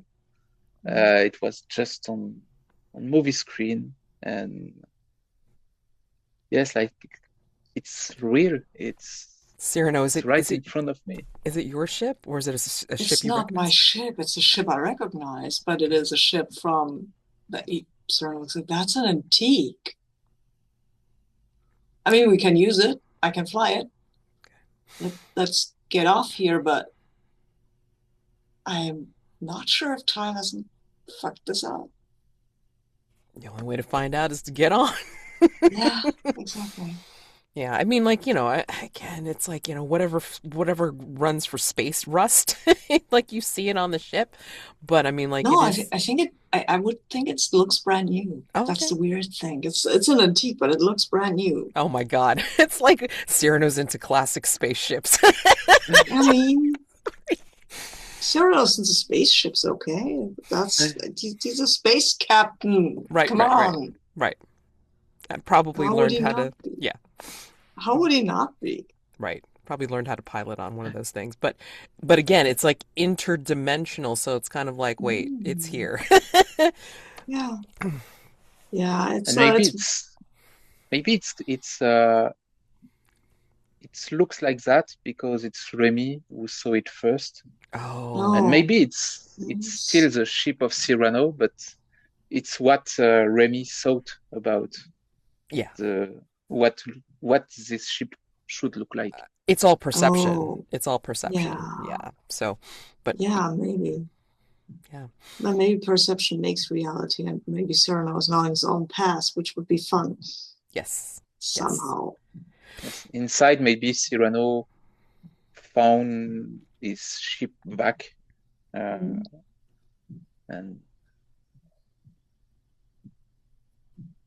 yeah. So, I mean,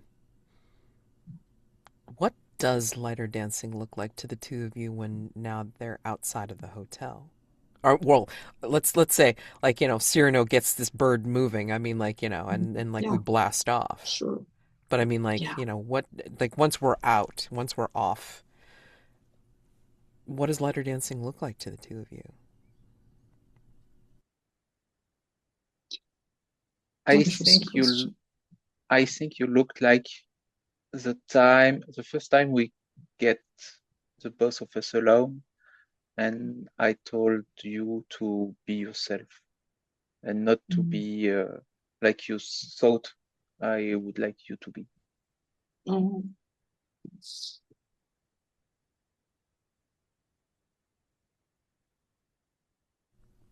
Yeah, like you looked when we danced, and you took on somebody else's face, and I told you to stop doing that. Yeah. I think they get more like proportionally human, so they're not like, ridiculously tall or whatever, and they're not like gangly thin. And so, yeah, I mean like definitely more proportionally human, so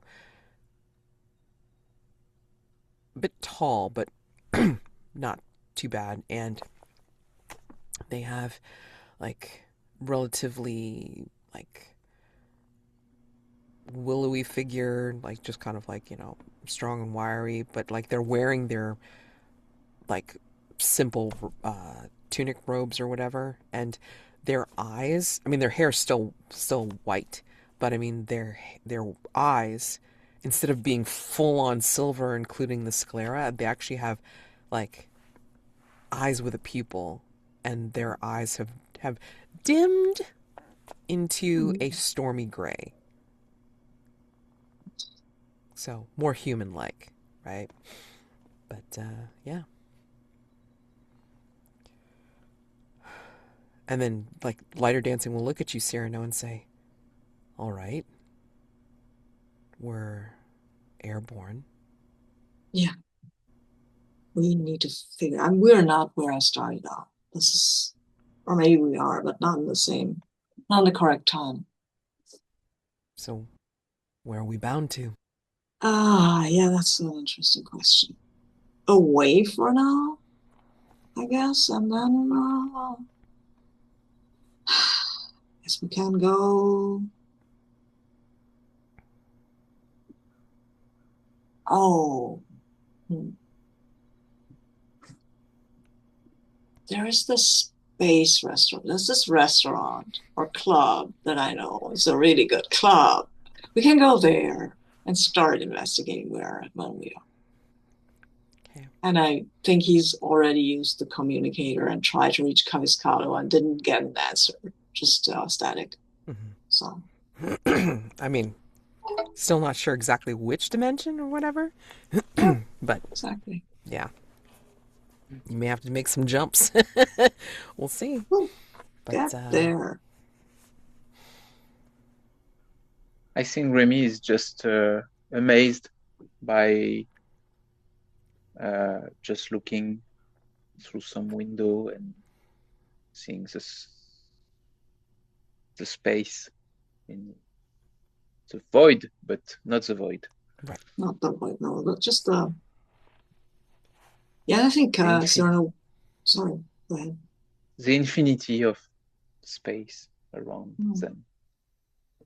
I think Sirano might join you when the ship is flying on its own on autopilot and say, that's this will always get me, right?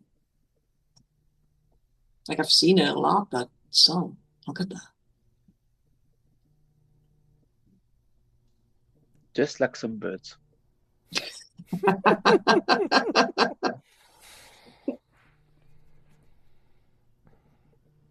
Amazing. Mhm.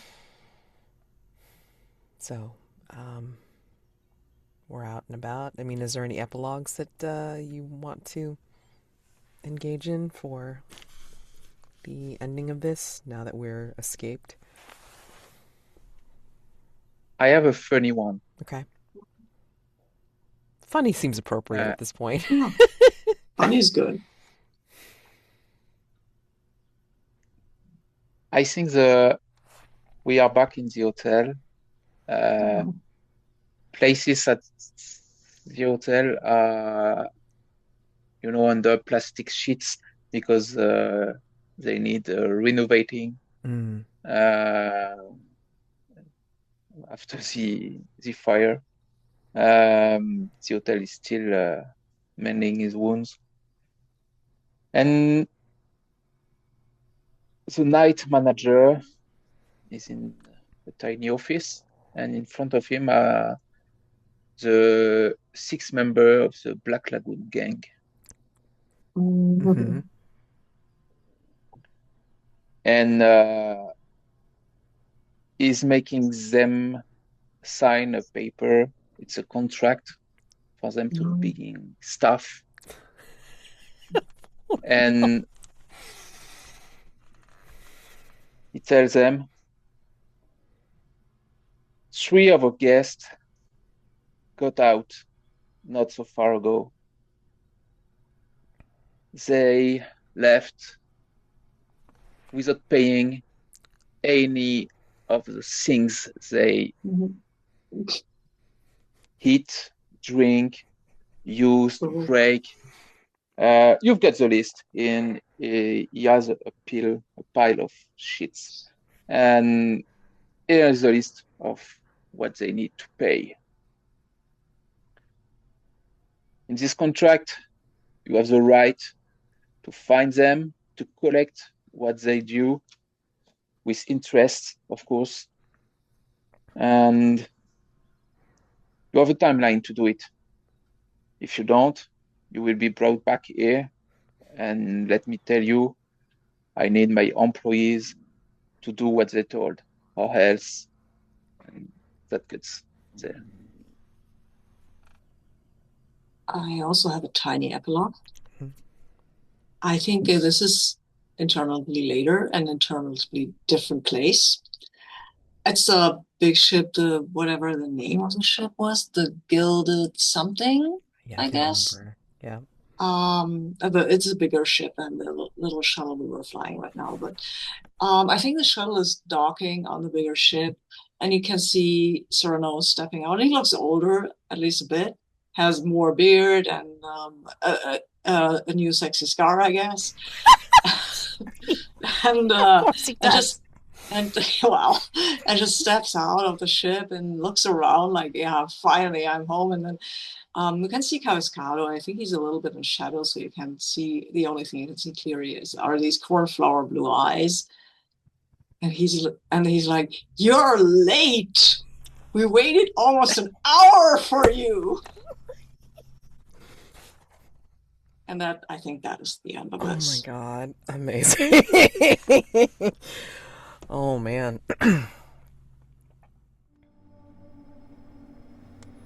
In a shadowy corner of the library, there is a high shelf filled with row upon row of nearly identical dark tomes. There is not enough light to read their titles, if they even bear any. But there is a rose lying on a chest-high shelf, a rose with outer petals of pale blue, shading towards grey in the middle, and a bright spot of dark red in the center. It does not have thorns, only small raised nubs on the stem. Nonetheless, a little blood appears to be smeared on them. Under the rose, a letter penned on hotel stationery. Dear Shadow, I regret that I cannot take you up on your offer of a game. I have to leave, and will likely not come back. Allow me to offer this rose as a recompense. It is a Quinlan rose, and quite rare in these parts. Should you ever visit the library of House Quinlan, we may meet again. S.Q.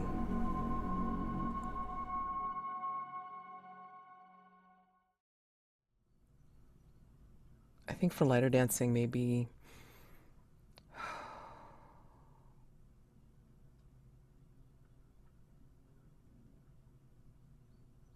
like on the ship, on the bigger ship, taking advantage of looking around and just marveling at being outside of the hotel and seeing such a different landscape, such a different, all these different things that they couldn't see and marveling at the vastness. And they'll whisper to the scene of the stars twinkling outside, the expanse. They'll say, "I can't be responsible for anyone else anymore. And I will no longer be your prisoner. I am free. And I am me. Whatever that is."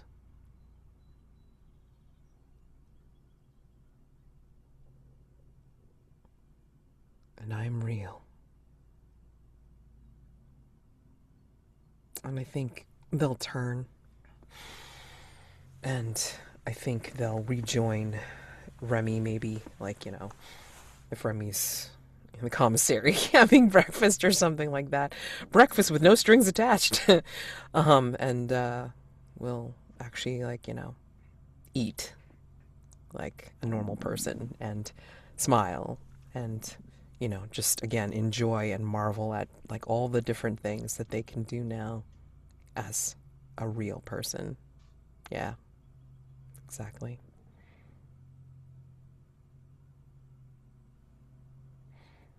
That is, I guess, our game of you can check out anytime you like, but you can leave if you want. You just have to fight for it.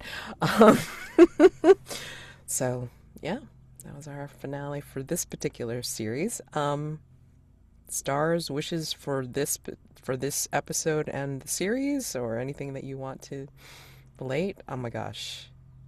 Every time, I'm always amazed with everything that you guys do with the characters, and I just loved watching the development of Remi and Syrano in this, and I just love the scene in the noir cafe. I think that was like such a great transition from the usual hotel shenanigans into something like very, again, intimate with the dancing, but reinterpreted. I always like that kind of stuff. I think it's great to take a scene and figure out how to make it different and make it fresh. And with Cyrano and the chase, it's like having Arnold chase you. That was even better. Yeah, I mean, just daring to do different things and to just, I mean, I feel like Cyrano, especially in even though he's been very much the himbo, I think having those moments of vulnerability in the garden, like in the hollows by the gazebo, I think that was also a very interesting flashback to his character, and seeing it where he was watching his brother get taken over, whether that was actually true of how it happened or not. I mean, regardless, I mean, like, that moment of vulnerability was really great to see. Not great for Cyrano, but great for us to see, and that's definitely a star moment.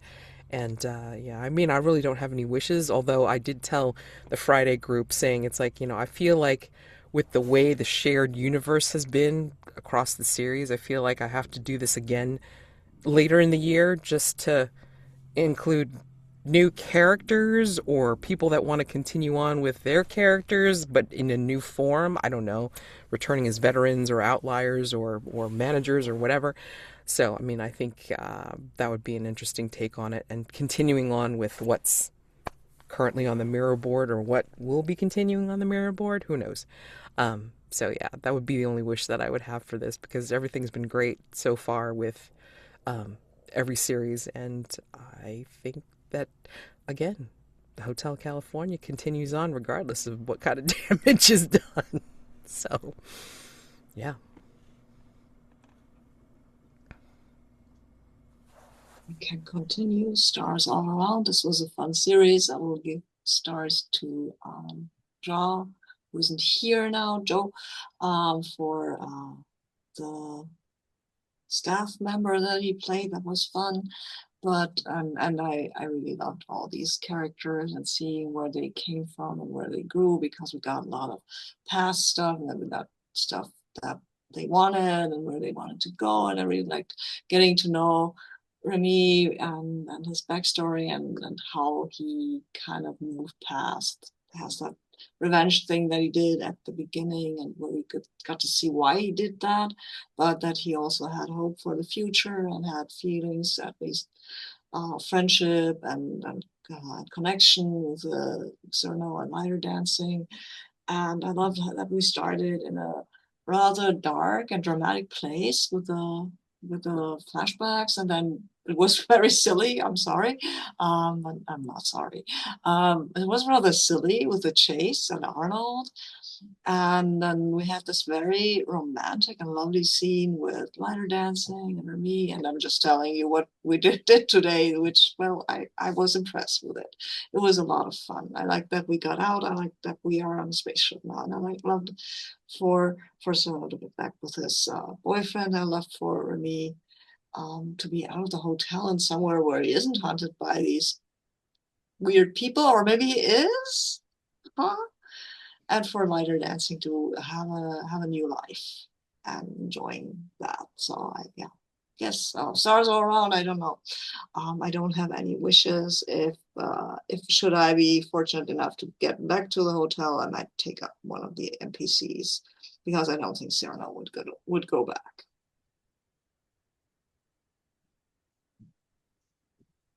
Yeah, that's me. Yeah.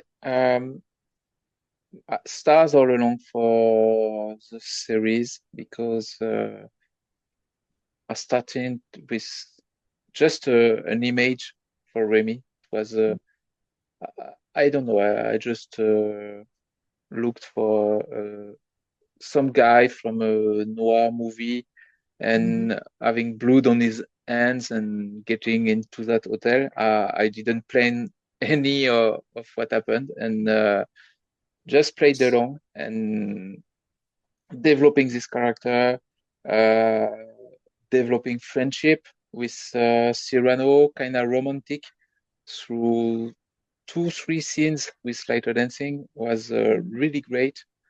I loved today how the dance scene played out. I was going through the game. That's the one who, I don't know, just popped out, but I didn't want it to be just a ball. I wanted to have a different feel, and it worked very well. And I didn't decided before we played the scene what through what the ending of Remi will get, and it just went clear with the answer you gave to what I told you at your ear. So it was really great to play that. And for me, Syrano is maybe a himbo. It's also a pulp hero.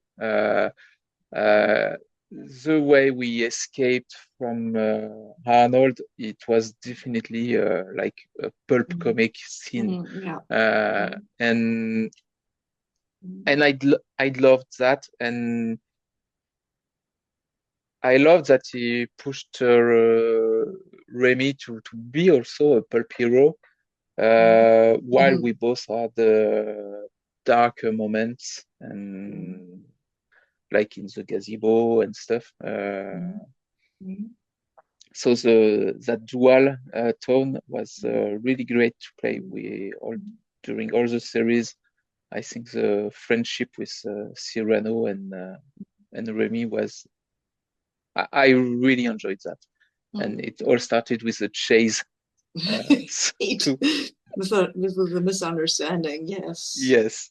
Oh, I love that. So thank you all for playing that series with me. Absolutely. No, thank you all. I mean, like, I'm sad that we didn't get to see Joe play out with Elias, but I mean, like, Elias disappearing has created a mystery within the hotel that has fascinated like the Friday group. So it's kind of like it's great in that way.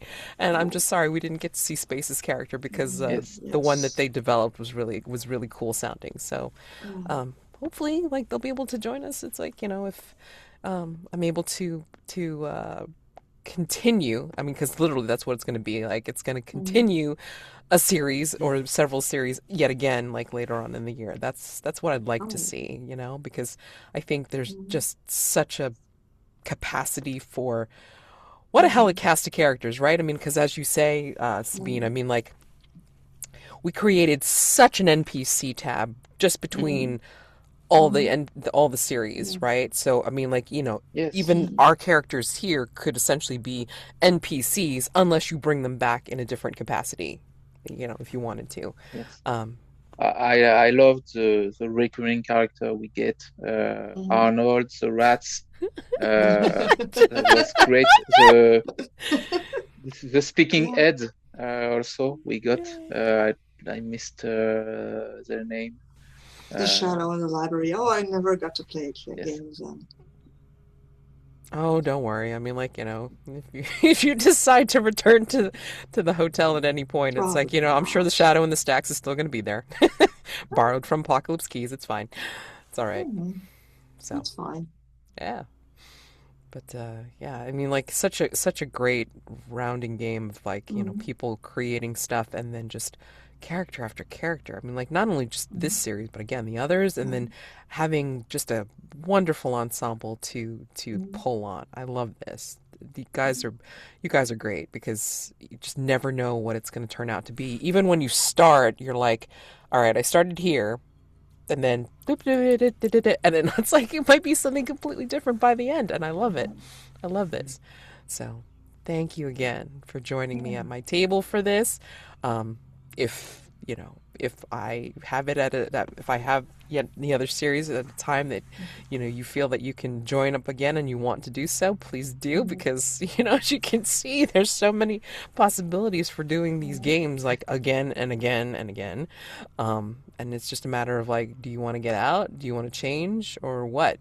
So, and again, character death is possible in this game. So, I mean, the one series did definitely engage in that for sure. So, yeah, it might be more tragic next time. Who knows? I don't know. Alrighty. So, you guys have a wonderful rest of your weekend. Happy gaming to you both. Sabine, I'm going to see you for the next series, The Good Society. Yay. And hopefully I can do that justice, because God knows. Back to back. Oh, yeah, because I'm insane. That's basically what it is, right? So, yeah. Again, happy gaming to you both, and I will see you at another juncture. All right? So, Thanks for the thank you. facilitation. See you. That No, was thank you. amazing. Bye. Thank you.